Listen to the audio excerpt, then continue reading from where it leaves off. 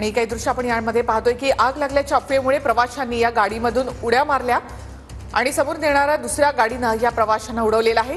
बंगळुरू एक्सप्रेसनं अनेकांना या ठिकाणी उडवलेलं आहे। पुष्पक एक्सप्रेसनं यामधून प्रवास करणारे प्रवासी गाडीला ब्रेक लागल्यानंतर जळगावच्या परांडा स्टेशनच्या जवळ त्याने उड्या मारल्या आणि समोरून येणाऱ्या बंगळुरू एक्सप्रेसनं या प्रवाशांना उडवलेलं आहे। रेल्वेनं ब्रेक मारल्यामुळे आगीच्या चिंगाऱ्या या ठिकाणी उडाल्या होत्या आणि त्यामुळे घाबरून प्रवाशांनी गाडीमधून उड्या मारल्या। पुष्पक एक्सप्रेसमधून प्रवाशांनी उड्या मारल्या। आग लागल्याच्या अफवेमुळे प्रवासी घाबरले आणि त्यांनी या गाडीमधून उड्या मारल्या।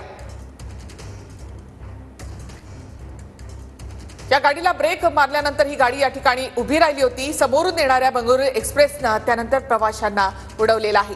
अत्यंत दुर्दैवी अशी ही घटना जळगावच्या परांडा रेल्वे स्टेशनच्या जवळ ही मोठी दुर्घटना घडलेली आहे।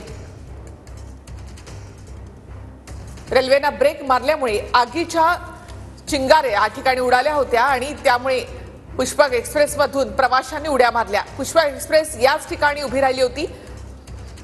गाडीला ब्रेक लागल्यानंतर ही गाडी या ठिकाणी उभी राहिली होती, मात्र आग लागल्याची अफवा झाली आणि त्यानंतर प्रवाशांनी या गाडीमधून उड्या मारल्या। बाजूच्या ट्रॅकवरून समोरून बंगळुरू एक्सप्रेस जात होती।